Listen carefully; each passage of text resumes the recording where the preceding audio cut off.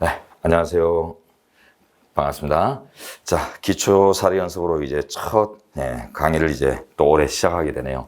아직 뭐 일순환 강의 들어가기는 이제 헌법은 한 6월 달 가야 이제 한 5월, 6월 가야 이제 일순환 이제 시작되는데 헌법 과목은 그 전에 이제 지금 뭐 여러 가지 특강들이 있습니다. 기초사리 연습 강의, 사례반도 있고 또 뭐 핵지총, 기출풀이도 있고 또 나중에 핵심 암기장 강의 특강도 있는데 어쨌든 이제 기초사리 연습은 이제 여러분들이 뭐 준비가 좀 공부 준비가 되신 분이든 아니든 간에 뭐 누구나 접할 수 있습니다. 왜냐하면 우리가 학교에서 중간고사, 모의고사 치면서 사례 문제 풀었기 때문에 또 학교에서 또 내 배우는 게 또 이런 이제 판례 분석하고 이런 거 아니겠어요, 그죠? 그래서 이제 그런 것들을 이제 답안에 얼마나 이제 합리적으로 녹여낼 수 있는가 이제 이런 것들을 그 구조를 한번 보는 겁니다. 그래서 이번 강의에서 여러분들이 뭐 누릴 수 있는 것들이라면 내가 알고 있거나 알아야 할 어떤 방대한 지식들, 그런 것들을 어떻게 이제 사례형 답안으로 이제 녹여낼 수 있으며, 사례형 답안을 작성하기 위해서 쓰이는 또 사례 쟁점들도 보면은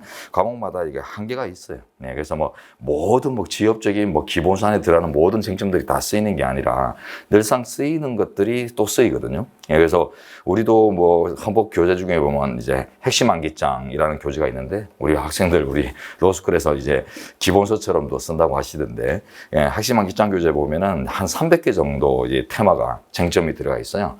그런 것들도 또 이것저것 제가 이제 높아심에 이렇게 조금 넣어 놓은 것들 빼고 진짜 제대로 쓰이는 이제 큰 굵은 것들, 뭐 소위법 금지 원칙이나 신뢰보위 원칙이나 뭐 이런 것들처럼 언론 출판에서 표현의 자유에 뭐 제한 범죄로서 검열 금지 원칙이나 뭐 이런 것들을 사용하는 용례들 뭐 이런 것들을 이제 중심으로 본다면 한 30개? 30개 내외에서 30개에서 한 50개 정도면 기본 골격은 다 잡고요. 거기다 약간씩 이제 얹어가는, 붙여가는 이런 형태로 이제 공부하시면은 금세 틀이 잡힙니다.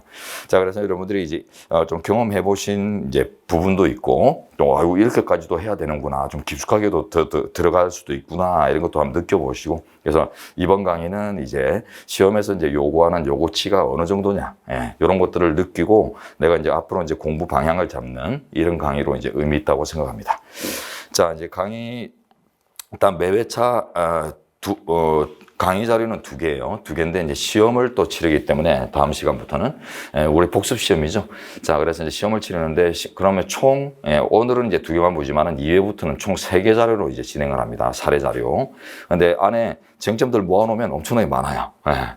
제 시험 문제가 또 알차기로 또 유명하거든요. 그래서 뭐 큰 대문제 뭐 하나 이렇게 과잉금지 풀어봐라 이렇게 장문하는 이런 문제가 아니고 보면 여러 가지 판례들 쟁점들을 막 이렇게 조합을 해가지고 한 문제지만 한 대여섯 문제 되는 것 같은 이런 느낌의 이제 문제들을 이제 구성을 해서 많은 학습을 할 수 있도록 이렇게 이제 돕는 이제 유형이다 보니까 실제 시험과는 조금 다를 수도 있어요. 유형이. 근데 우리 자료의 유형이 요번 시험에는 꼭 시험하고 똑같이 나왔어요. 요번 시험이 보면은 요번 시험이 뭐 무용고자 뭐 시신 처리 사건이나 뭐 해부용 시신 제공 사건이나 이런 것들을 판례 보면은 제가 항상 강조하는 게 이제 선택형 공부가 곧 사례형 공부고 사례형 공부가 곧 선택형 공부고 서로 이제 시너지를 가지기 때문에 이 연동 관계를 가지고 공부해야 된다. 이런 것들을 강조를 많이 하면서 특히나 이제 사례형을 중심으로 공부를 하던 어쨌든 간에 선택형에서 제가 볼 때는 20문제 중에 한 17개 정도 맞출 각오로 어느 정도 그 정도로 이제 공부를 하다 보면 거기서 나오는 자원들이 또 사례 자원이 돼요. 대표적으로 요번에 이제 무용고 시신 해부용 시체 제공, 여러분 이제 잘 아시는 판례니까 이제 그걸 대표적 예로 들어보면 그거는 사례용으로 따로 연습하지 않습니다. 쓸 게 거의 없거든요. 시체 처분에 대한 자기결정권, 제한되는 기본권하고 그냥 과잉금지 뭐 장문에서 푸는 거예요. 그런데 거기에 이제 이제 문맥으로 조성될 필요가 있는 이제 판례 부분들 이런 것들을 이제 한 두어 줄 되는 것들을 한번 읽어봤느냐, 읽어보지 않았느냐의 차이에 따라서 이제 답안 구성이 좀 달라질 텐데, 물론 이제 거기서 중요한 거는 과잉금지 파트 이런 게 아니라 결국 이제 자기결정권이 제한될 수 있다라고 이제 감이 잡히면은 자기결정권의 내용, 뭐 근거 막 이런 것들을 막 쓰는 거예요. 그래서 이제 그런 이제 습관들을 우리 이제 과정에서 여러분들이 잘 익히셔야 됩니다. 자, 그리고 이제 요번에 이제 그런 판례들을 보면 사례형으로 우리가 따로 연습하고 하진 않지만 이제 선택형 공부를 할 때 그 작년 같으면 이제 진도별 모의고사 단계에서 모의고사 풀면서 예, 그러면서 이제 그 포인트들 몇 가지를 탁탁 찍어드리고 이제 아주 사례 문제 나오면은 이제 요런 걸 예, 이런 식으로 이용을 해라 이렇게 이제 말씀드렸던 것들이 이제 결국 사례 문제로 나오고 이랬는데요. 하여튼 요번 시험 문제가 꼭 우리 이제 학원의 모의고사 문제 유형하고 비슷하게 여러 가지 이제 적당한 수준의 판례들을 여러 개 조합을 해가지고 이렇게 출제를 해가지고 학생들이 상당히 익숙했을 것 같습니다. 연습도 이제 많이 돼 있기 때문에. 자, 그래서 항상 이제 사례 문제는 예, 찍어서 대비하는 게 아닙니다. 앞으로는 요번 시험 같은 경우도 예, 있는 판례고 익숙할 수 있는 판례지만 그걸 찍어서 공부하는 준비는 하지 않거든요. 안 왔거든요. 예, 그렇지만 이제 또 풀 수 있다. 예, 그런 이제 역량을 어떻게 가지느냐가 이제 중요한 겁니다. 그래서 내가 뭐 100개 정도 사례 찍어서 들어갔다? 한 개도 안 나올 수 있어요. 찍은 사례는. 예, 근데, 그냥, 예, 주어진 대로, 예, 쭉 그 진도별로 가장 이제 핵심적이고, 가장 중요한 어떤 이론, 사례, 대표 사례 이런 것들을 이제 편안하게 이제 익숙하게 이제 만들다 보면은 예, 그것들이 이제 그냥, 예, 여러분들이 이제 쓸 수 있는 자원들이 돼요. 그래서 그 판례가, 준비한 판례가 안 나왔다 하더라도 전혀 이제 모르는 배경을 가지고 어떤 문제를 구성했다 하더라도 여러분들 이제 머릿속에 쓸 수 있는 자원들이 이렇게 막 형성되어 있으면 풀어내면, 예, 결국 그런 것들의 이제 키워드가 이제 점수로 막 잡혀 나오거든요.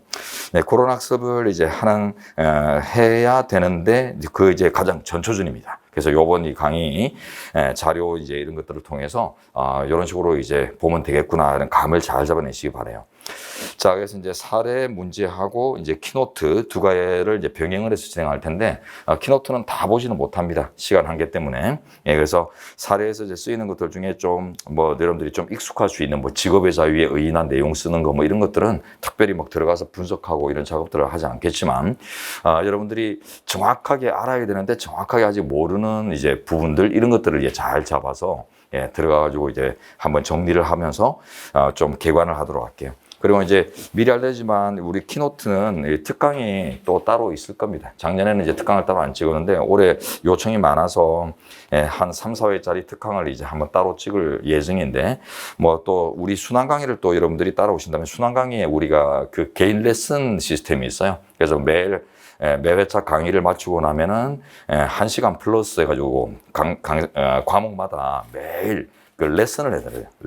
개인 레슨이 아니라 그룹 레슨. 그래서 그 자리에 이제 한 10분 쉬고 다시 앉아요. 앉아가지고는 그 자리에서 1시간 동안 이제 뭐 이런 키노트나 과목마다 이제 선생님들이 선택한 선택형과 사례형 이제 다 같이 이제 아우를 수 있는 이제 그 지식들을 아주 간략하게 전수하는 이런 이제 그룹 레슨 시스템이 전 순환에 붙어 있기 때문에 그런 과정에서 제가 또 키노트 교재를 계속 이용을 할 겁니다. 그래서 이제 뭐 순환 과정 안에서 또는 특강으로 이렇게 또 이용할 수 있는 기회들이 다양하게 있으니까 요번 강의에서 이제 요 사례 이제 자료 분석과 관련해서 필요한 정도만 봐서 보는 결과 이렇게 풍부하게 보기는 힘들지만 키노트를 나중에 이제 여러 기회가 있으니까 그거를 이제 필요에 따라 이제 이용할 수 있다고 이제 생각하시고요.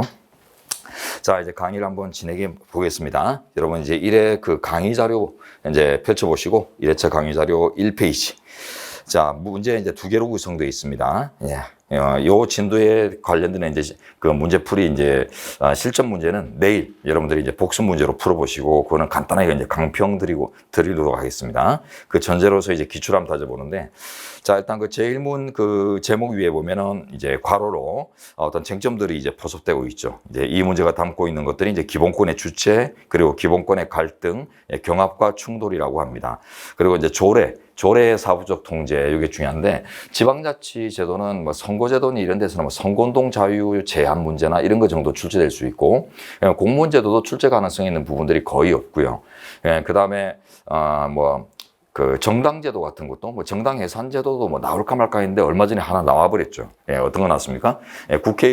정당 해산 시 이제 그 국회의원의 자격 상실 그게 이제 어떻게 되느냐 이런 것들을 이제 물어봤는데 상당히 이것도 좀 이례적인 출제였는데 어쨌든 간에 그 4대 우리나라 대한민국의 4대 제도 정당제도, 선거제도, 공무원제도, 지방자치제도 이 4가지 기본제도가 있는데 이 4대 제도 중에 출제성 제일 높은 게 이제 지방자치제도예요. 지방자치제도는 그 공법하게 공통주제를 주제들로도 많이 구성되어 있죠. 그래서 행정법하고도 이렇게 연결되어 있고 하기 때문에 이런 이제 통합 주제를 구성하기가 상당히 좋아요.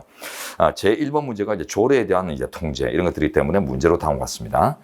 자, 이제 문제를 볼 때는 여러분이 케이스를 쭉 풀면서 여러분들이 요거 문제 있겠다, 요거 묻네, 이렇게 이제 분석해가지고 설문에 대응하는 방식도 괜찮겠지만은 자칫하면 또 다시 올라가게 되는 경우들이 또 있어요. 그래서 설문을 먼저 보셔야 됩니다. 설문.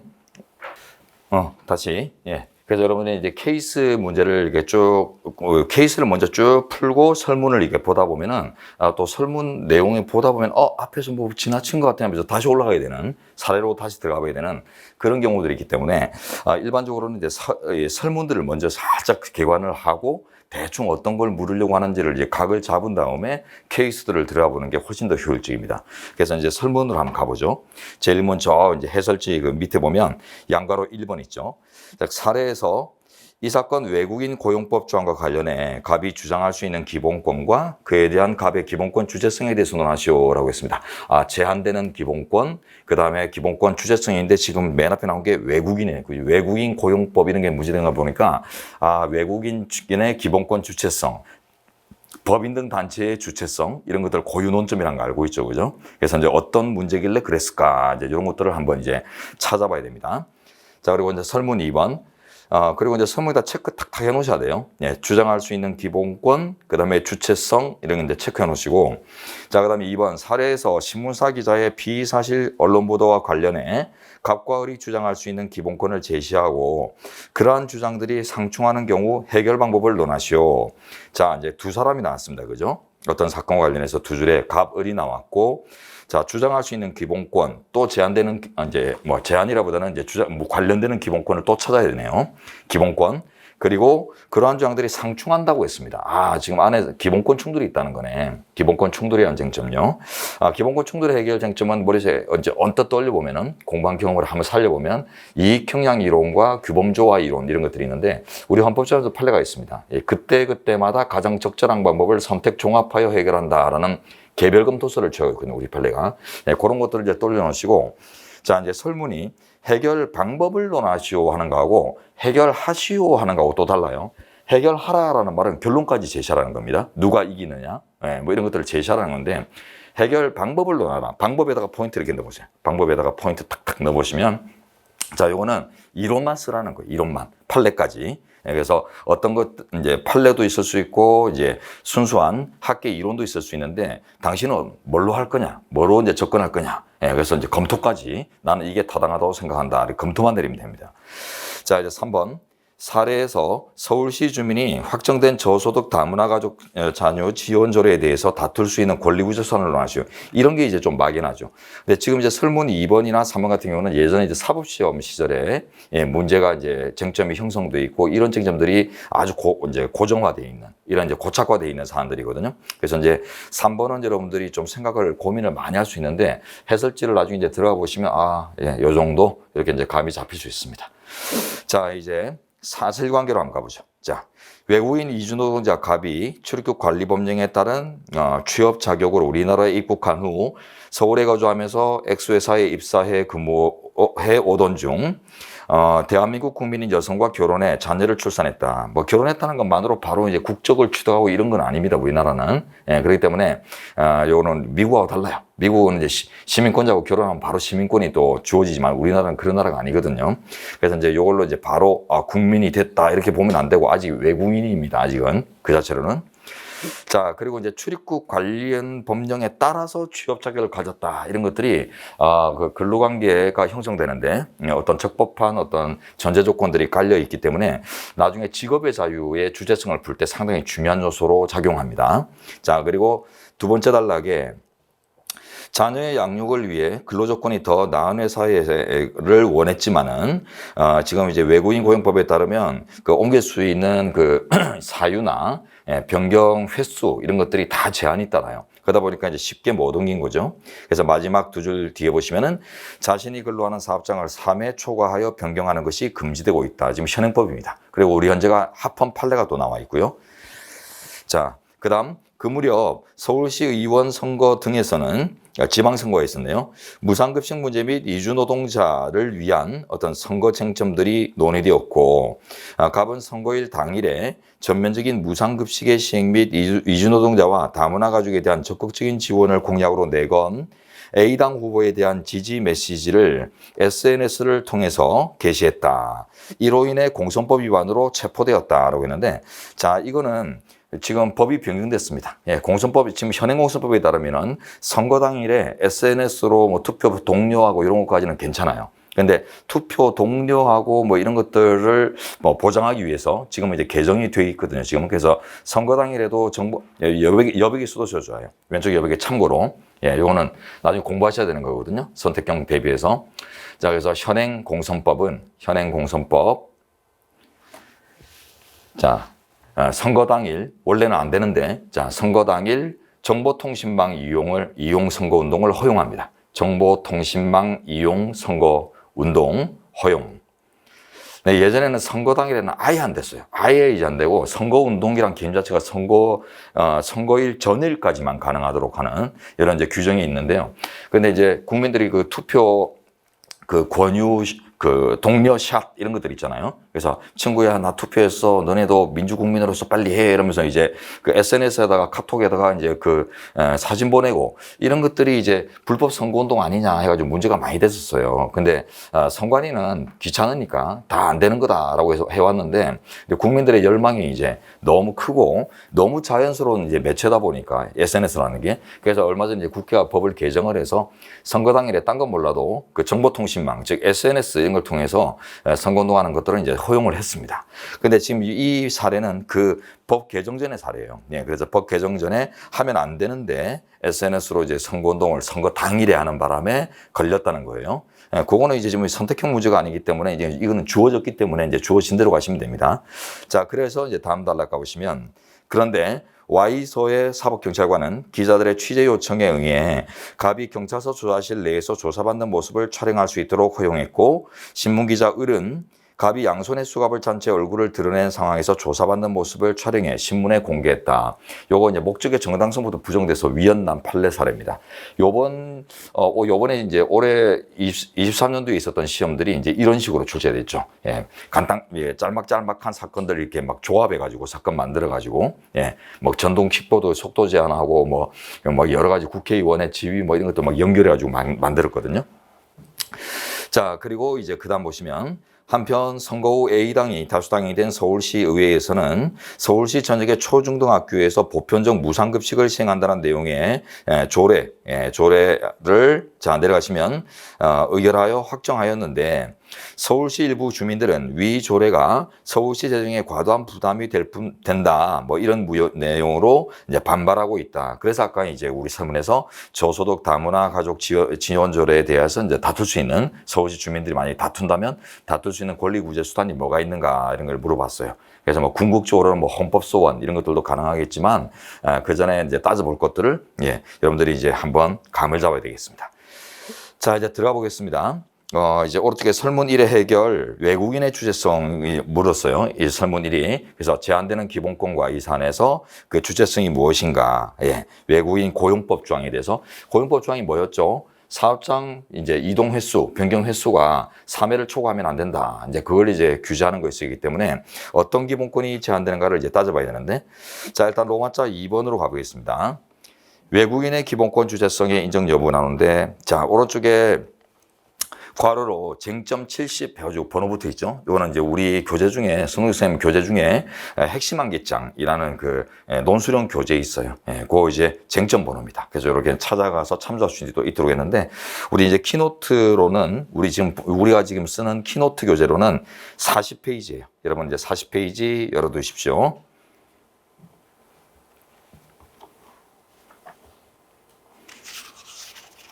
네, 천천히 여세요. 천천히. 40페이지. 자, 거기 가면은 이제 제2절 기본권 주체에서 이제 논점 세트가 나오죠. 예.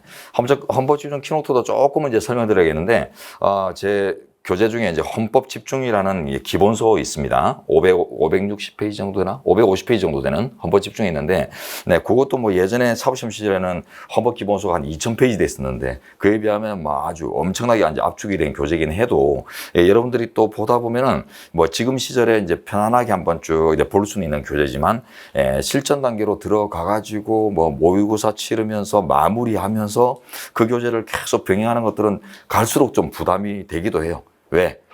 뭐 한두 과목 공부하는 게 아니잖아요. 옛날에 사법시험만 해도 1차 시험이 헌민형, 기본 3법, 예, 선택형 치르고 합격하면은 2차 이제 후사법 해가지고는 이제 소송법이나 이제 행정법, 상법, 뭐 이런 이제 4가지 법을 가지고 이제 집중해서, 예, 시험 단계마다 집중력을 가지고 공부할 수 있었어요. 맞죠? 3과목, 4과목 이렇게 뭐 1년 이상 공부할 수 있으니까. 근데 지금 우리는, 예, 7법을 동시에 공부하면서 또 선택형, 사례형, 기록형, 예, 대비까지 동시에 하다 보니까, 예, 그렇게 좀 이렇게, 예, 차분하고 집중력 있는 이런 투자를 하기가 좀 쉽지 않아요. 해당 특정 과목에. 예, 그래서 이제 기본 교재가 있긴 합니다만, 그리고 좀 있으면 이제 기본 강의도 들어가죠. 3월 2일에 이제 기본 강의도 들어가는데 그 교재로, 대부분 학생들은 이제 빨리 좀 미리 준비하고 이렇게 시작하지 않은 학생들은 어쩔 수 없이 이제 이런 키노트 교재 같은 것들이 이제 많이 필요할 수밖에 없어요. 그래서 이제 우리 헌법 집중이라는 이제 기본서에서 중요한 내용들, 시그니처라고 할 수 있는, 예, 그런 내용들을 이제 잘 추려놓은 곳이거든요. 예, 그래서 뭐 거의 대체할 수 있는 수준이다. 네, 제가 이렇게 생각합니다. 예, 이제 대체할 수 없는 것들이 이제 간혹 있죠. 예, 기본서가 뭐 이제 박스로 해가지고 케이스 판례들, 예, 간단하게 박스로 이렇게 소개하는 부분들인데, 예, 그런 것들을 이제 다 소개는 못하죠. 그래서 이제 가장 골간이 되는 리딩 케이스 정도 조금 이게 이제 앉혀놨는데, 그런 것들은 이제 문제풀이 단계나 이제 이럴 때 여러분들이 보강을 하시고, 예, 기본 골격은 이제 이걸로 다 시작과 마무리가 가능합니다.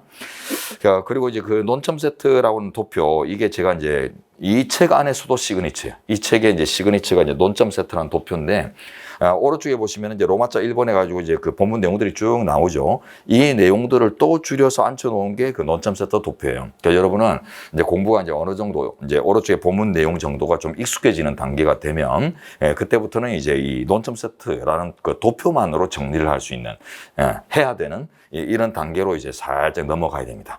그걸 이제 의도해서 만든 교재인데, 하여튼, 논점 세트를 중심으로 해서 항상 논점 세트하고 오른쪽에 이제 본문 정리를 병행을 한 다음에 서로 대조하면서 병행한 다음에, 예, 결국 논점 세트로 마무리할 수 있는가, 이런 뭐 이제 물음표를 치시고, 예, 그걸 위해서 이제 논점 세트에 모든 이제 역량들을 집약할 수 있도록 이렇게 노력하셔야 돼요. 자, 칠판을 한번 보죠, 여러분. 자, 우리 PPT 도표가 이제 논점 세트하고 똑같습니다. 예. 그래서 이제 보시면요. 기본권의 주체에서는 일단, 자연국민, 자연외국인, 단체, 공적인 주체, 공공기관들, 이런 것들이 이제 문제되고 있죠.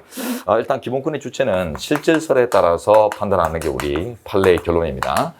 견해들이 주로 이제 헌법학에서는 형식설과 실질설이 주로 대립을 하는데, 외관에 기초해서 어떤 표면적인 어떤 관계를 기초해서 접근하려는 견해하고, 외관보다는 이제 담겨져 있는 속뜻, 그 내용, 예, 그런 것들을 이제 면밀히 검토해서 결국 이제 기준을 잡으려고 하는 이론들이 대비되는데, 대부분 우리 현재 판례 99.9%가 실질설입니다. 형식설이 나오는 경우가 약간 있어요. 아주 희소하게 있는데, 이중처벌 금지 원칙에 내려가면 뭐 처벌의 의미 이런 걸 판단할 때나 또 형식설에 따른 경우도 있는데, 그는 아주 특별한 이유가 또 그 영역에 있기 때문에, 예, 그런 것이고, 하여튼 우리 현재는 대부분 실질에 따라서 판단하는데요.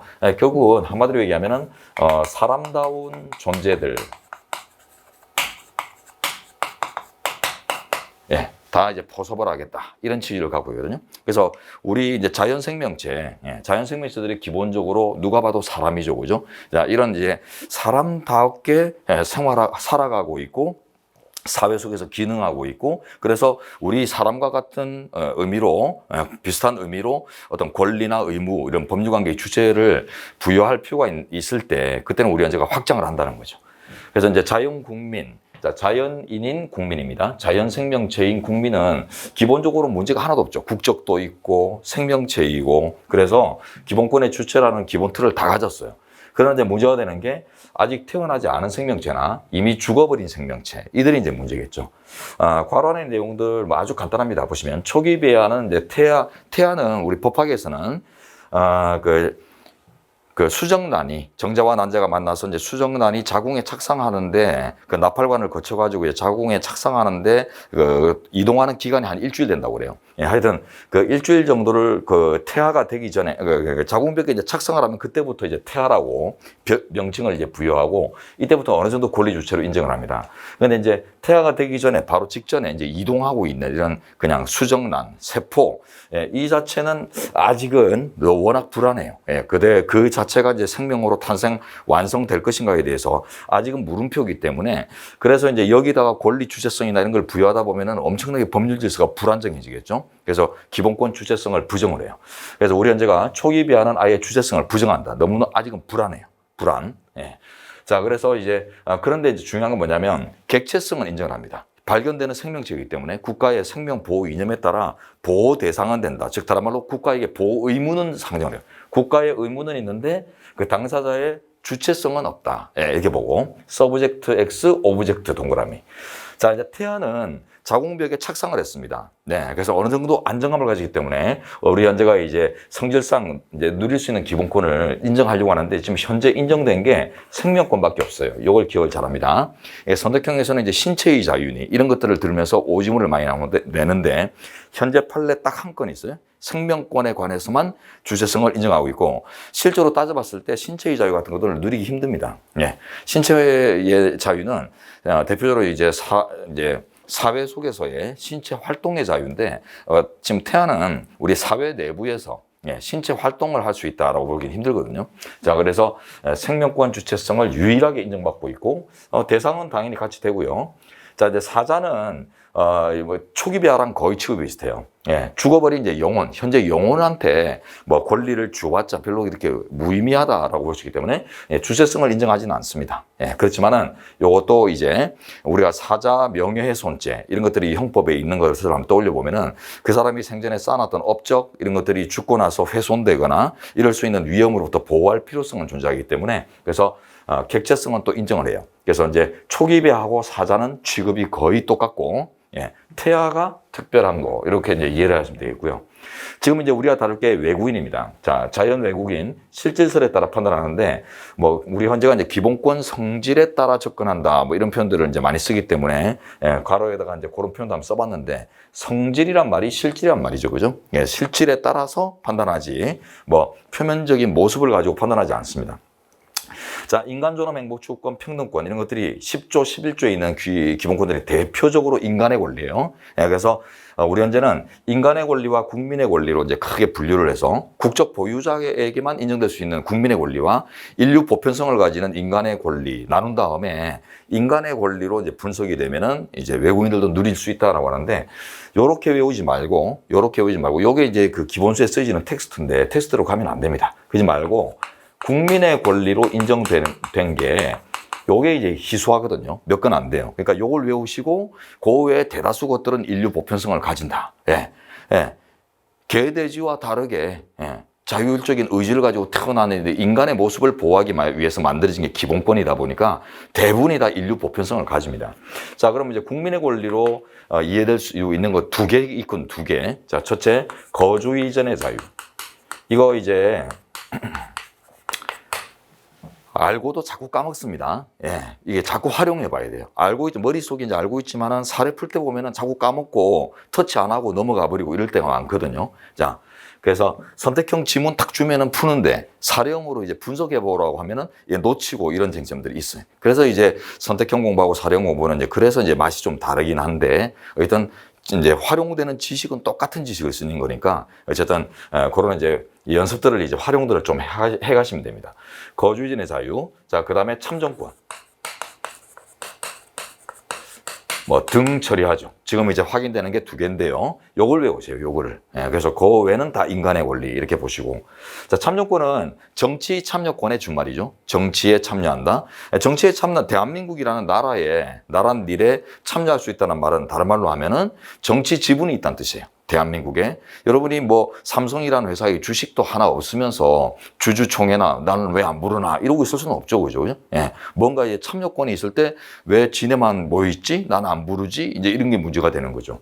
자, 그래서 정치 지분이 있어야 되는데 외국인들은 대한민국에 정치 지분이 일반적으로 없기 때문에 누리기 힘든 거예요. 자, 거주인의 자유는 영토 주권이라고 하는 국민 주권의 내용 때문에 어려워요. 예. 국민 주권, 이 나라의 주인이 국적자다, 국민이다라는 이제 의미 속에 이 나라 이제 국민들이 이제 거주하는 이 영역에 대한 이제 관리권도 이제 지배권도 들어가 있잖아요. 그러다 보니까 다른 국민들이 고유하게 독점적이고 배타적인 지배권을 가지는 그 영역에 외국인들이 마음대로 할 수 있는 그런 이제 권리가 그 나라의 헌법에서부터 보장이 된다. 이런 것들은 상정하기 힘들겠어요. 그러다 보니까 이제 거주인의 자유도 기본적으로 이제 영토 주권 이런 이제 의미 때문에 국민의 권리로 봅니다. 자, 그래서 이제 그렇게 이제 이해를 하시고, 근데 이걸로 끝나는 게 아니라 이제 직업의 자유나 이제 거주진의 자유가 하면은 그 근로의 권리 이런 데 가면은 그 외국인의 주체성을 좀 더 세밀하게 또 접근하는 판례 이론들이 또 있어요. 그래서 이는 기본 권력이고 좀 더 세밀한 이런 터치들이 또 있기 때문에 요번 사례에서 이제 그걸 다룹니다. 자, 그리고 이제 나머지 다 실질설이에요. 다 실질설이다. 이렇게 이제 이해를 하시고 이제 사례 해설, 로마자 2번으로 갑니다. 자, 외국인의 기본권 주체성. 자, 들어보시면은 두 줄 봅니다. 헌법재판소는 국민과 유사한 지위에 있는 외국인의 주체성을 인정하면서 인간 존엄 등에 대해서 외국인에게 부여를 했다. 뭐 이런 표현들이 이제 나오죠. 자, 일단 위에 두 줄 유사한 체크해 보세요. 국민과 유사한 지위에 있으면 인정하겠다. 이게 무슨 뜻일까요? 유사한 외워야 될까요? 실질설입니다. 써놓으세요. 국민과 다르죠. 당연히 기본적으로 달라요. 국적 보유 여부 면에서 완전히 다른 건데, 그러나 실질적으로 국민의 준하는 지위, 유사한 지위, 준한다 이런 이제 평가 과정을 거친다는 것이 실질설의 실질설의 의미를 표현하고 있는 거예요. 예. 그래서 이제 우리 판례에 쓰는 이제 용어인데 이게 이제 실질설에서 나오는 용어다 이렇게 이제 이해를 하시고, 자, 그다음에 이제 세 줄 돼 가면 이제 인간 존엄 같이 우리 PPT에 있는 것들처럼 자, 단순히 국민의 권리가 아닌 인간의 권리로서의 성질을 갖는다면 주체가 될 수 있고, 또한 평등권도 인간의 권리로서, 평등권 인간의 권리입니다. 인간의 권리로서 참정권 등에 대한 성질상의 제한 및 상호주의에 따른 제한이 있을 뿐이다. 요거는 좀 세팅을 해주는 게 좋아요. 마지막 두 줄. 예. 보통 이제 여러분들 인식이 없을 수도 있는데 참정권에 의한 성질상 제한, 참정권 정도 체크해 놓으시고 그 다음에 상호주의 밑에 상호주의 체크합니다. 상호주의는 헌법 제6조 2항에 있죠. 그래서 외국인의 법적 지위는 내국인과 똑같이 보호되는 게 아니라 국제적으로 보호받는 수준에 상응해서 보호를 하다 보니까 이 상호주의에 따라서 제한될 수 있는 경우가 있을 수 있습니다. 그러나 실제 이런 이론들이 적용된 판례는 없어요. 그래서 실제 이제 여러분들이 막 활용할 수는 없지만은 어떤 의의를 제공을 할 때 이렇게 답안에 제시를 할 때 이런 것들을 써놔야 키워드 채점이기 때문에 그래서 키워드 배점 1점이든 0.5점이든 그 배점의 요소이기 때문에 잘 쓸 수 있도록 준비하고요. 참정권은 금방 말씀드렸습니다. 아까 여기 봤듯이 국민의 권리가 있죠. 국민의 권리이기 때문에 이거는 이제 애초에 외국인이 못 누린다는 이런 실질적인 성질에 따르는 제한들이 이미 판례를 통해서 확인되니까 이런 것들을 대표적으로 쓸 수 있도록 준비하고요. 자, 생각건데 그거는 다음에 생각해 보십시오. 헌재가 타당합니다. 보통 이제 헌재를 비판하는 것보다 타당성을 부여하는 게 좋아요. 왜냐하면 사법시험은 예전에 헌재를, 그러니까 판례를 까는 걸 좋아했어요. 채점자들이. 그러니까 여러분들 지금 교수님들이 예전에는 사법시험에 법과대학 교수님들이었죠. 그러다 보니까 그 당시에 채점을 하실 때는 똑같은 교수님이 돼도 그 당시 채점을 하실 때는 판례를 옹호하는 것보다 비판하는 거에 점수를 더 많이 줬습니다. 그리고 그 당시에는 채점 기준표 채점이 아니었어요. 그래서 맥락 채점이라고 해서 전체적인 이제 맥락이 시스템을 잘 이루고 있느냐 막 이런 걸 가지고 이제 채점을 하다 보니까 잘 썼지만 맥락이 안 맞고 좀 이러면은 팍팍 쳐버리고 막 이러던 시절이 있었거든요. 그런데 이제 그러다 보니까 아주 지엽적인 것도 공부를 많이 하게 되고 이제 이런 게 사법시험이었는데 우리 변호사 시험은 쿨해요. 똑같은 교수님인데도 채점 기준표로 채점을 하다 보니까 채점 기준표에 뭐 이 판례 들어가면 몇 점 이런 것들이 딱 정해져 있기 때문에 정해진 대로 들어가 있으면 점수 줘야 돼요. 예. 뭐 내가 생각하는 뭐 맥락 이런 게 중요하지 않습니다. 자, 아주 이제 객관적인 기준이 있고요. 그리고 또 여러분들이 이제 학습 과정이 로스쿨 3년 과정 짧은 과정이 아닙니다만 변호사 시험이 요구하는 요구치를 달성하기는 힘들죠, 그죠? 예. 변호사 시험이라는 대한민국의 최고 역량가를 뽑는 시험은 어쩔 수 없이 너무 쉬우면 안 돼요. 예. 여러분 이제 우리 대한민국 공동체로부터 인정받고 존중받는 이런 이제 직업군이기 때문에 공익 대표자잖아요.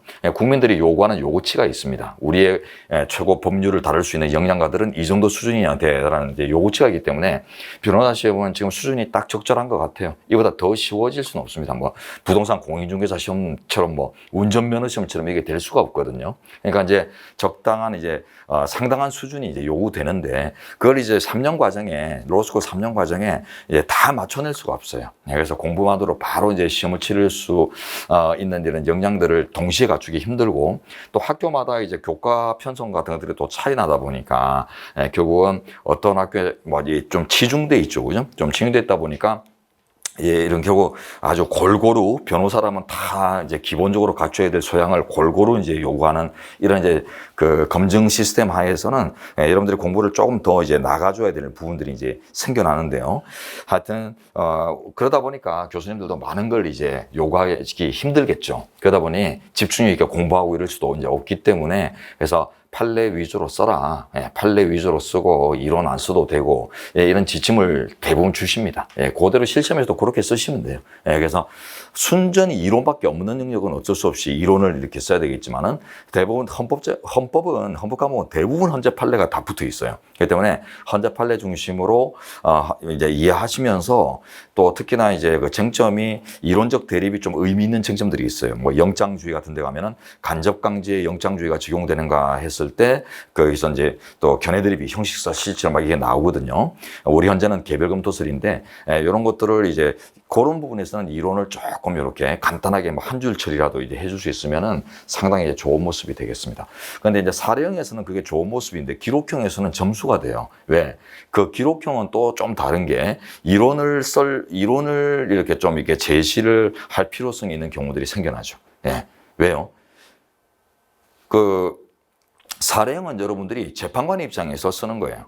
이런 사실관계를 내가 이제 재판관이라면 어떻게 이제 결론을 내릴 건가 이런 관점에서 쓰는 건데 기록형은 여러분들이 말 그대로 변호사의 입장에서 쓰는 거예요. 변호사 입장에서 내 의뢰인의 어떤 이익을 최대한 관철시키기 위해서 이렇게 쓰는 것이다 보니까 판례상 행복조건에는 이런 거는 포함되지 않는다 하더라도 찔러봐야 돼요. 행복조건에 포함될 수 있다는 이렇게 소수 이론이 있는 바 이런 것들도 이제 인정된다고 할 것이다 이런 식으로 막 찔러봐야 돼요. 그 판례에서 부정될지 안 될지 상관없이. 그러다 보니까 이제 그런 것들을 이제 조금 안 치는 연습들을 이제 할 필요들도 어느 정도 있지만은 모든 쟁점을 다 그렇게 준비할 수는 없기 때문에 아주 이제 중요한 쟁점들, 금방 말씀드렸지만 뭐 영장주의와 관련된 그런 판례의 의미를 제대로 알라치면은 좀 이론적 이런 기반들을 조금 이렇게 인식해야 되는 이런 이제 연습들을 하시다 보면 그런 것들을 이제 써먹을 수 있는 그런 여건들이 생길 겁니다.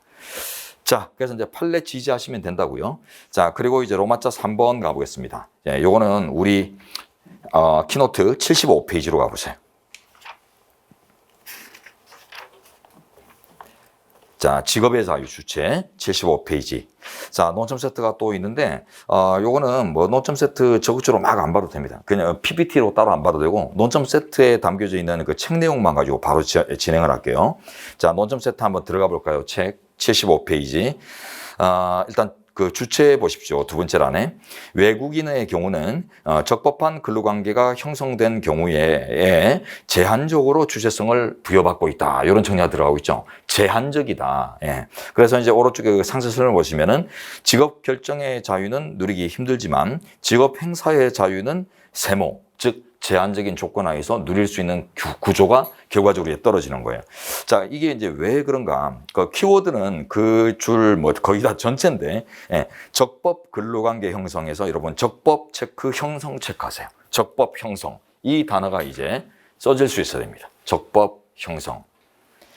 자, 지금 내국인들의 취업 기회 보장하고 우리 현재가 이제 조화를 지키는데요. 최근에 이제 학계 이론들이 있습니다. 예전에는 학계가 이론이 직업의 자유는 그냥 막연히 인간의 권리 이래가지고 외국인도 누리는 걸로 전제로 했었는데 최근에는 학자들이 넘어가요. 이론들이 전이되고 있는데 제한적 주체성. 예, 이걸 이제 우리 환자가 이제 최근에 이제 전이되고 있는 이제 견해들을 이제 받아들이고 있거든요.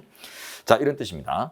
우리나라가 지금 뭐 3D 업종이나 뭐 이런 데 기피 현상들이 좀 있죠. 예, 우리 청년들이 보면 이제 취업을 기피하는 부분들이 있는데 이 부분을 우리 또 국가가 포기할 수는 없어요. 예, 대한민국의 기간 산업, 근간이 되는 또 산업 분야이기 때문에 버릴 수는 없고 그러다 보니까 이제 외국인들로 이제 충당을 하고 있죠. 근데 이 외국인들이 이제 자꾸 들어오다 보니까 이제 결국 뭡니까? 우리나라 청년들 중에 또 그걸 희망하는 존재들도 있을 수 있는데 외국인들에게 오히려 밀려가지고 외국인들은 훨씬 좀 싸게도 쓸 수 있고 이러니까요. 그러다 보니까 외국인들에게 이제 밀려가지고 그 영역의 취업을 아예 못하는 경우들도 생겨나잖아요.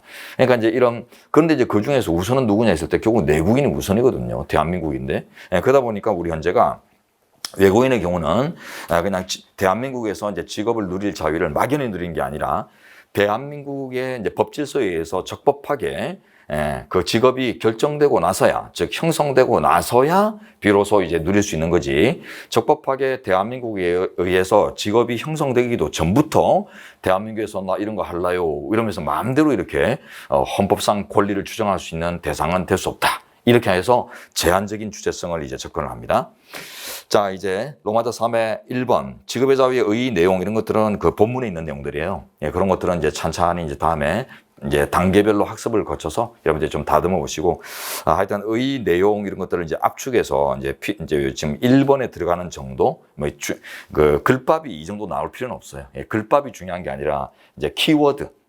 키워드라는 게 이제 딱 요 정도 구성 키워드들을 여러분들이 키워드 이제 우리 키노트 교재에서 읽어가지고 어느 정도 이제 쓸 수 있는 준비들은 지금부터 하십니다. 그래서 우리 그 강의 계획서에도 제가 써놨죠, 그죠? 강의 계획서 그 말미에 보면은 우리가 이제 강의 과정에서 직접 터치 안 하고 이런 것들이라고 해서 등한시하지 말고 어차피 이제 키노트를 그 부교재로 삼았기 때문에 그래서 이제 진도 나간 범위 우리가 이제 살짝 터치한 그 영역을 전체적으로 한번 다 보시라. 다 보고 알든 모르든 간에 한번 보고 우리 헌법시험에서 요구치가 요 정도까지구나. 출제 범위나 이제 헌법학의 이제 학문 구조 이런 것들을 이제 좀 이제 인식을 하셔야 되기 때문에 그래야 이제 공부의 범위를 잡아내요. 자, 그래서 이제 한번 지금은 이제 아직 지식이 형성이 안 된 부분이라 하더라도 한번 눈으로 한번 쭉 이렇게 읽어보시고 그 과정에서 이제 그 기본권 특히 기본권 항목들은 다양하게 이제 쓰이기 때문에 자주 쓰이는 것은 또 좀 더 집중하되 그렇지 않다 하더라도 읽어보시고 그 내용 중에서 이제 키가 될 수 있는 요소들 한번 이렇게 찍어보시고 이런 연습들을 좀 하셔야 되겠습니다. 자, 그 모범이 이제 사례 해설이 될 것 같고요. 자, 이제 2번으로 갑니다. 갑의 직업의 자유의 주체성. 자, 여기서 이제 제한 주체성이 나옵니다. 외국인에게 직업의 자유의 주체성이 인정되는지에 관해서 현재는 뭐 이런 사건 명칭 안 써도 돼요. 자, 줄로 바로 봅니다. 외국인이 적법하게 근로관계를 형성한 경우 제한적으로 직장 선택의 자유의 주체성이 인정될 수 있다고 판시했다. 자, 다시 위에 줄에 적법하게, 적법 체크, 아랫줄에 형성한 경우, 형성 체크합니다. 똑같죠? 우리 키노트 체크한 거하고. 이거는 결국은 그 형성 과정의 자유를 부정하는 거예요. 즉 직업 결정 과정의 자유를 부정하는 결과가 돼버립니다. 그래서 외국인이 대한민국에서 직업을 형성하고 결정하는 과정은 그거는 대한민국 법질서가 담당하는 것이고 그래서 대한민국 법에 의해서 적법하게 이렇게 부여가 되지 않는 이상에는 외국인은 주체성을 누리기 힘들다 이런 뜻이거든요. 그리고 이제 밑에 내려가시면 또 줄로 가보죠. 요 이제 이후에 나온 판례인데 자, 좀 더 정확합니다. 외국인의 직업의 자유는 법률 이전에 헌법에 의해서 부여된 기본권이라 할 수 없고 적법한 근로관계가 형성되기 전 단계인 특정한 직업을 마음대로 결정할 수 있는 권리는 기본권에서 유예되는 것이 아니다라고 하죠. 다시 올라갑니다.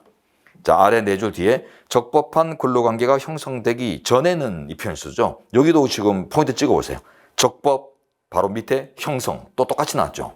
결국 두 판례는 이게 모순되는 판례다 뭐 이렇게 이제 보는 견해들도 간혹은 있는 것 같은데 일반적으로는 모순된다는 생각을 안 하시는 것 같습니다. 저도 이제 그게 맞다고 생각하는데 이 판례는 결국 이제 적법하게 대한민국 법질서에 의해서, 법에 의해서 결정이 되어줘야 누린다라는 이제 공통된 취지를 밝히고 있다고 생각할 수 있거든요. 그래서 요 정도 지금은 체크해 놓으시고, 자, 그러면 이제 다음 단락. 사례에서 갑은 이미 적법하게 고용허가를 받아 우리나라에 입국해 생활관계를 형성 유지하는 등 우리 사회에서 정당한 노동인력으로서의 지위를 부여받은 상황임을 전제로 하는 이상, 자, 일정한 자유를 누릴 수 있다라는 게 이제 됩니다. 자, 첫 줄에 이미 적법하게 고용허가를 받아 입국했다. 우리 그 케이스 첫 줄에서 제가 말씀드렸잖아요. 그래서 체류허가를 받아가지고 취업허가를 받아가지고 적법하게 취업했다라는 요게 나중에 직업에 대해서 중요하게 쓰입니다. 이렇게 말씀드렸거든요. 예, 그 부분을 지금 이제 끌고 와서 검토를 내리고 있습니다. 그럼 이제 마지막으로 좀 간단하게 도의화 시켜보죠. 이런 도식화가 항상 도식화가 유리한 건 아닙니다. 도식화가 이제 좀 보면 너무 이제 딱딱할 때도 있어요. 좀 유연하게 생각해 봐야 될 때를 또 방해할 수도 있는 요소도 있겠지만, 지금 이제 틀을 한번 잡아본다는 의미에서 한번 보였는데요. 결국 이제 우리 판에 따르면은 외국인은 적법하게 어떤 직업이 근로관계가 형성됨을 조건으로 해서 그 이후에 누리고 그 전에는 못 누리고 이렇게 이제 보니까 결국 이제 직업의 자유의 내용이 크게 두 가지거든요. 직업 결정의 자유와 직업 행사의 자유, 이렇게 두 가지로 나뉘는단 말이에요. 그러면 이제 직업을 본인이 자율적으로 형성하고 결정하는 거는 어때요?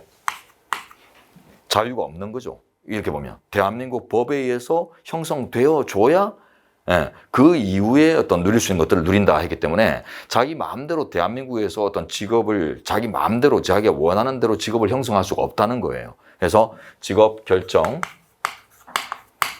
과정의 자유를 기본권으로 보장받기는 좀 어려워요. 자, 그런데 이제 적법하게 이제 형성됐다. 그러니까 쉽게 말하면 체류 자격이나 취업 자격이나 이런 걸 이제 인정받아서 대한민국에 이제 들어와서 적법하게 이제 취업을 했다면 그 이후에 이제 그 취업과 이제 적법한 취업과 관련된 어떤 이제 행위들 이런 것들은 보호를 받기 때문에 이제 직업의 자유의 나머지 내용이죠. 직업 행사의 자유 이런 것들은 제한적으로 누릴 수 있다라고 이제 보는 구조가 나왔어요. 자, 그리고 이 직업 결정의 자유에서 자, 보십시오. 그래서 요거는 이제 외국인이 이제 누리기 좀 힘든데, 요거는 이제 누릴 수 있는 이제 여건이 생겼고, 직업 결정의 자유로 지금 이제 그 내용들도 좀 검토를 할 필요가 있는데, 지금 이제 보십시오. 직업 교육장 선택의 자유, 직장 선택의 자유, 막 이런 표현들을 우리 현재가 막 쓸 수 있는데, 그런 것들을 좌우를 구분을 잘해야 돼요. 자, 먼저 직종 선택의 자유. 그 다음에 이제 직업 교육장 선택의 자유. 이런 것들은 대표적으로 직업 결정의 자유의 내용입니다. 자, 근데 우리 현재가 이제 쓰고 있는 그 표현 중에 그 첫 번째 판례 그 줄에서 나오는데 직장 선택의 자유. 요거는 직업 행사의 자유의 내용이에요. 좌우로 나눠집니다. 그러다 보니까 나중에 단계 이론 같은 직업의 자유의 이제 제한의 단계 이론 같은 걸 적용할 때도 구분이 돼요. 자, 여러분 인생을 가지고 한번 생각을 해보죠. 여러분이 이제 어릴 때, 나는 타고난 역량을 갖고 태어나서 이제 부모님들이 어릴 때부터 기대가 많았어요. 그러니까 내가 커서 과학자가 될까, 대통령 될까, 법조인 될까, 막 고민하다가 결국 법조인이 되기로 했어요. 자, 직종 선택이죠. 직업 종류, 법조인. 그래, 법조인이 나한테 맞는 것 같다. 자, 그런데 우리나라에서는 로스쿨 나오고 변호사 시험 치러야 돼요. 그래서 이제 로스쿨 갔습니다. 그게 이제 직업교육장이에요. 직업교육장, 대학, 로스쿨 이런 게 직업교육장이거든요. 갔어요. 여기까지가 이제 직업을 결정하는 단계예요. 그 다음에 이제 이렇게 해서 이제 변호사 시험 합격합니다. 그래서 이제 면허 땄죠. 그러고 나면 이제 내가 김앤장 갈까, 그냥 개업할까, 이런 것도 또 고민하겠죠. 그죠? 공공기관에 취업할까. 그게 이제 직장 선택이거든요. 이거는 이제 직업이 이제 결정되고 난 이후의 문제입니다. 그래서, 이런 부분들을 이제 터치를 해야 되는데, 자, 이제 이번에 그 위쪽에 줄인데 다시 가보세요. 외국인이 적법하게 근로관계를 형성한 경우에 제한적으로 직장 선택의 자유의 주체성이 인정될 수 있다. 직장 선택 물결 표시해 볼까요? 이게 단순하지 않죠.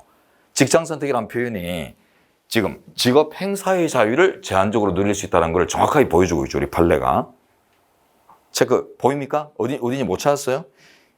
자, 지금 우리가 보고 있는 2번 단락에 저 위에 첫 번째 단락에 줄된 부분, 둘째 줄 보시면 직장 선택이라는 표현을 쓰고 있잖아요. 이거는 이제 직종 선택, 직업 교육장 선택하고 다르게 오른쪽에 있는 거예요. 직업 행사의 자유. 그래서 이 구조들을 여러분들이 분석하고 나면은 뭐 읽을 게 없어요. 뭐 외울 건 없어요. 외울 게 없어. 그래서 저 딱 구조적으로 적법하게 형성될 것이라는 이제 의미가 뭔지 그걸 이제 분석해 내시면은 좌우 구분은 이제 아주 어렵지 않게 가능하다. 명쾌하게 가능해집니다. 자, 이제 로마자 4번 가볼게요. 오른쪽으로. 근로의 권리를 주장할 수 있는지, 자, 요거 보고 좀 쉬도록 하죠. 근로의 권리의 내용, 90페이지로 가봅니다. 키노트 90페이지.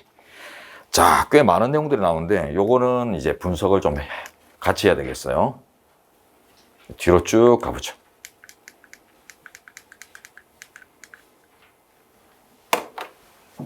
자, 집안 보십시오.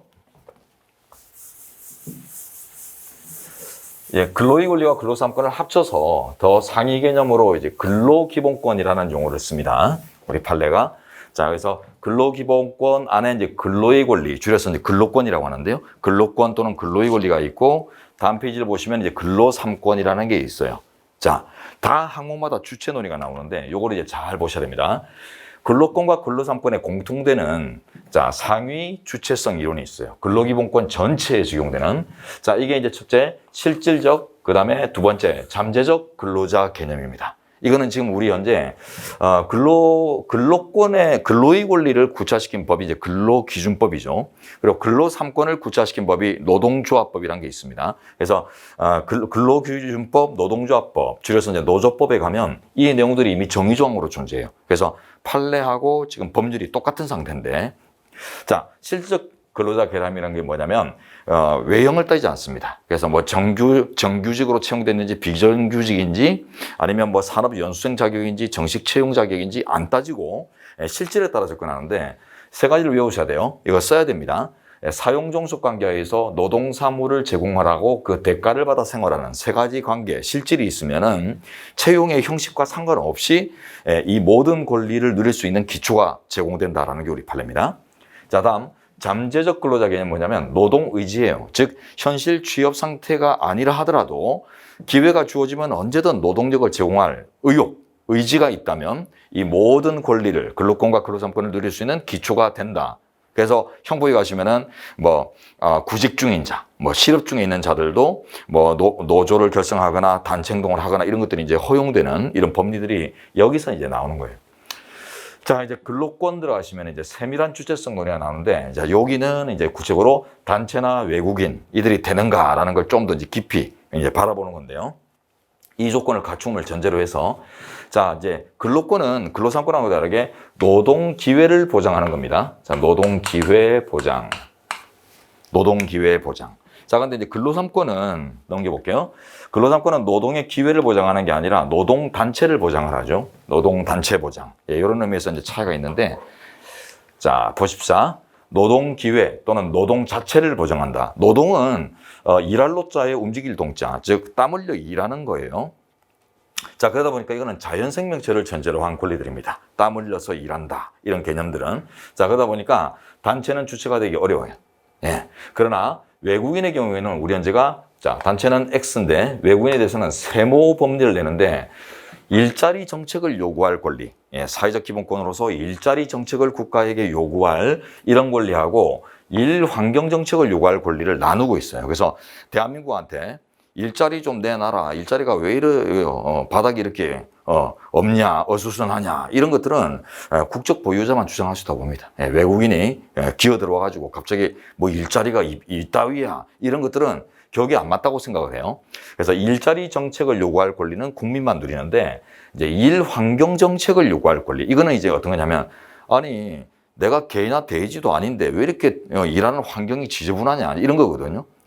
좋게 만들어 달라 이런 건데 결국 이제 개, 돼지와 구분되는 이제 인류로서의 인간다운 이런 이제 작업 환경을 요구하는 것이기 때문에 이거는 인류 보편성을 가져요. 그래서 일 환경 정책을 요구할 권리와 일자리 정책을 요구할 권리를 나눠서 외국인은 요건 안 되고 요것만 되기 때문에 결과적으로 세모가 되는 겁니다. 요거 체크를 이제 잘 하시고 아주 자주 써요.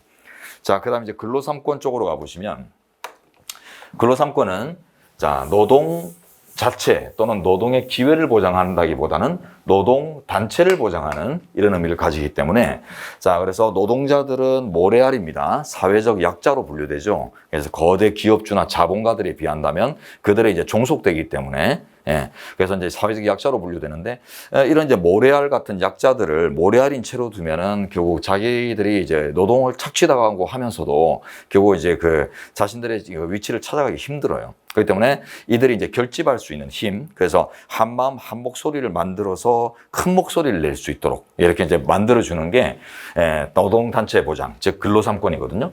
그러다 보니까 개인들이 단체를 조성하는 과정의 자유가 당연히 보장되겠지만 그렇게 조성된 단체의 유지 존속도 보장되어야 합니다. 당연하죠, 그죠?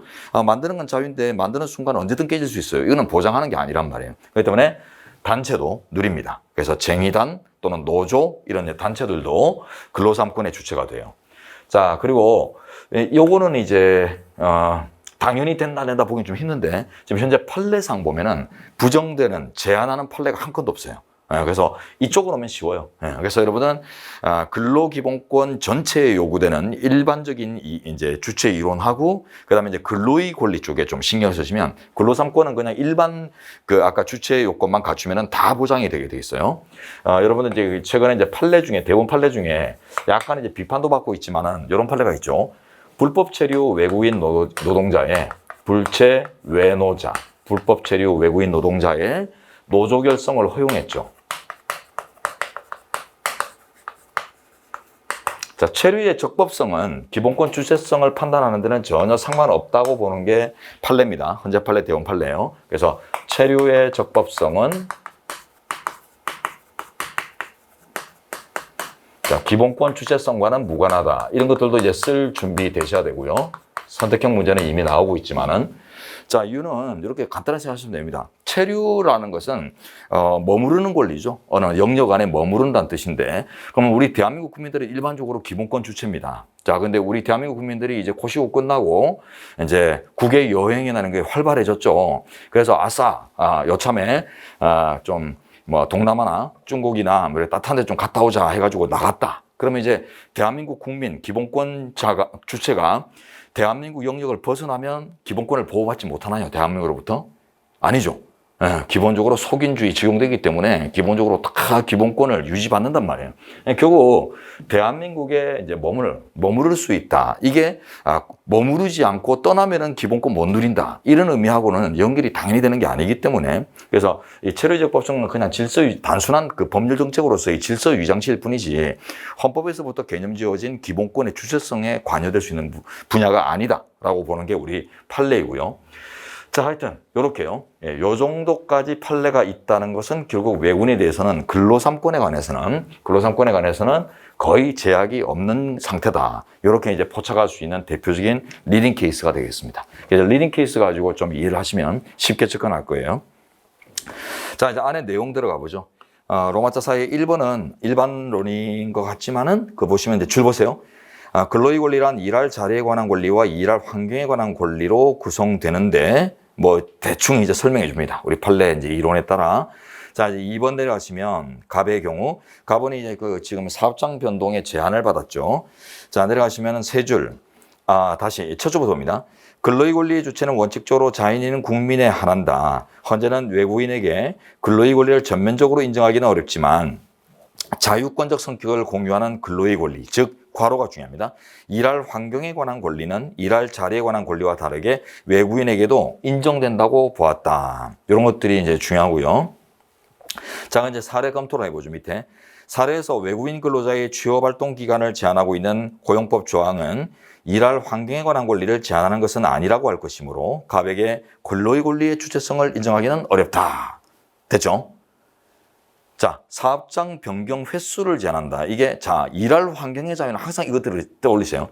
개, 돼지와 인간의 구분 취급.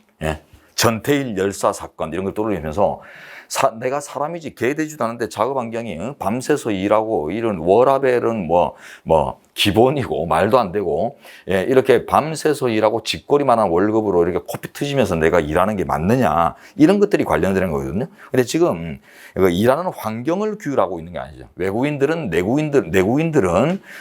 반듯한 데서 일하고 외국인들은 저 막 개돼지와 섞여가지고 일해라 이런 내용들이 아니죠, 그죠? 그러니까 이런 인간답게 일할 환경을 제한받는 게 아니라 자기 일자리 이 사업장에서 일할까? 저 사업장, 저 자리에서 일할까? 이런 일자리 선택을 제한하고 있는 거예요. 그러다 보니까 이거는, 그 국민만 주장할 수 있는, 일자리 정책을 요구하는 거는 국민만 요구할 수 있다고 했죠. 그래서 국민만 요구할 수 있는 부분에 관련된 사안이기 때문에 외국인은 딴 건 몰라도, 다른 기본권은 몰라도 근로의 권리를 주장할 수는 없게 되겠다. 이 사례에서는 이렇게 정리가 되고요. 자, 이제 로마자 5번으로 가서 평등권을 주장할 수 있는지, 자, 평등권, 뭐, 웬만한 경우에 뭔가 구분되면은 평등권 적용할 수 있는 거죠. 그래서 평등권은 뭐 특히, 모든 만민평등을 이제 원칙으로 삼기 때문에 모든 영역에 확장되어 있어서 대부분 사례에서 뭐 제한되는 기본권 찾아보라면은 일단 평등권이나 뭐 인간 존엄 행복 주권, 쉽게 말하면 10조와 11조에 있는 기본권은 언제든 적용될 수 있다고 생각하셔야 돼요. 그러나 평등권도 적용되지 않는 구조들도 이제 간혹 나오겠지만은 일단 누구와 누구가 구분된다. 즉 아까 어때요? 우리 내국인들은 그런 사업장 변경 횟수 제한이 없잖아요. 근데 외국인들 근로자한테만 있으니까 이제 평등권도 이제 문제가 됩니다. 자, 그 내용들은 쉬었다가 지나가도록 할게요. 우리가 이제 강의를 이제 실제로 진행할 수 있는 시간이 이제 일반적인 강의보다 아주 한정적이에요. 그렇기 때문에 10분만 휴식하겠습니다. 예, 보통 강의에서는 제가 15분씩 휴식 드리는데 죄송해요. 예, 10분 휴식하고 다시 진행하도록 하죠.